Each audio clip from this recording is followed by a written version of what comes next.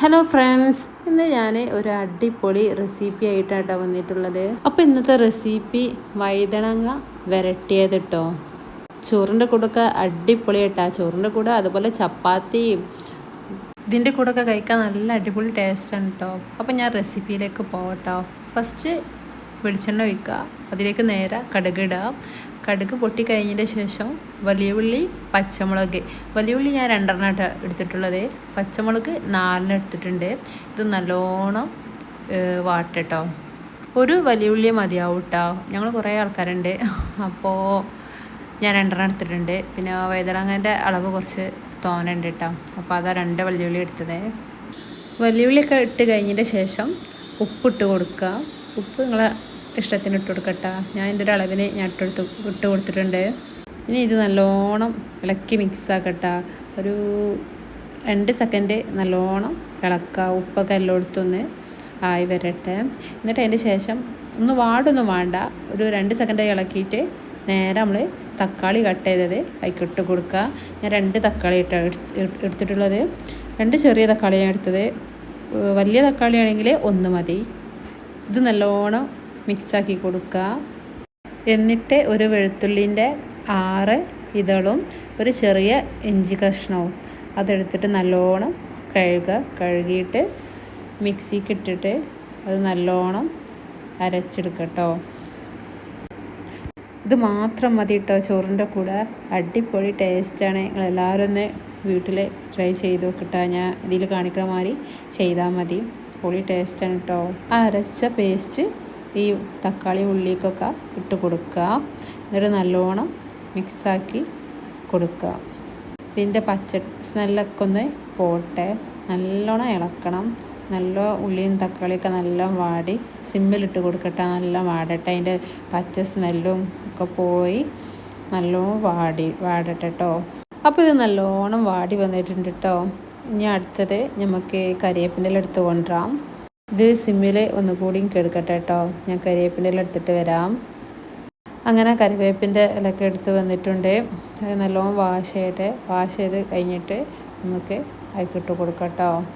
എന്നിട്ട് ഇത് നല്ലോണം മിക്സാക്കുക. നമുക്ക് മസാലപ്പൊടികളൊക്കെ ഇട്ട് കൊടുക്കാം കേട്ടോ. അങ്ങനെ 1/2 ടേബിൾ സ്പൂൺ മഞ്ഞൾപ്പൊടി, പിന്നെ 2 ടേബിൾ സ്പൂൺ മുളക് പൊടി. നിങ്ങളുടെ ഇഷ്ടത്തിന് എരിവിനനുസരിച്ചൊക്കെ ഇട്ട് കൊടുക്കുക. ഞാൻ ഇവിടെ 2 ടേബിൾ സ്പൂൺ ഇട്ടിക്കണേ. 2 ടേബിൾ സ്പൂൺ ഇട്ടാൽ തന്നെ അത്യാവശ്യം എരിവുണ്ടാവും. പിന്നെ 2.5 ടേബിൾ സ്പൂൺ മല്ലിപ്പൊടി ഇടുന്നുണ്ട് കേട്ടോ. ഞാൻ 1/2 ടേബിൾ സ്പൂൺ ഇടുന്നത് ഞാൻ ഇതിൽ കാണിക്കാൻ മറന്നിക്കണേ. പിന്നെ 1 ടേബിൾ സ്പൂണിൻ്റെ അടുത്ത് നമുക്ക് ചിക്കൻ മസാലപ്പൊടി ഇട്ട് കൊടുക്കാം.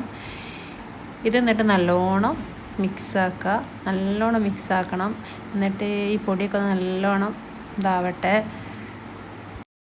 ആ മസാലൻ്റെ സ്മെല്ലൊക്കെ ഉണ്ടല്ലോ, പച്ച സ്മെല്ല്, അതൊക്കെ ഒന്ന് പോവട്ടെ. സിമ്പിളിട്ടിട്ട് ഇളക്കണം കേട്ടോ, അല്ലെങ്കിൽ മസാല പൗഡറുകളൊക്കെ കരിഞ്ഞു പോകും. ഇനി അടുത്ത് നമുക്ക് വഴുതനങ്ങ ഞാൻ ചെറുതാക്കി കട്ട് ചെയ്ത് വെച്ചിട്ടുണ്ട് കേട്ടോ. നമുക്ക് ഉപ്പേരിക്ക കട്ട് ചെയ്യൂലേ, അതേപോലെ കട്ട് ചെയ്ത് വെച്ചാൽ മതി. ഇത് ഞാൻ വാഷ് ചെയ്ത് വെച്ചതാണ് കേട്ടോ. 2-3 പ്രാവശ്യം നല്ല വാഷ് ചെയ്ത് വെച്ചതാണ്. അപ്പോൾ ഞാൻ വീഡിയോയിൽ ഒന്നുകൂടി കഴുകണുണ്ട്. ഇത് നല്ലോണം കഴുകിയിട്ട് വെള്ളം വാർക്കുക. ഇത് ഞാൻ ഒന്നുകൂടി കഴുകണുണ്ട് കേട്ടോ. ഒരു മഞ്ഞ കളറ് വെള്ളമാണ് വന്നത് ഫസ്റ്റ് കഴുകിയപ്പോൾ.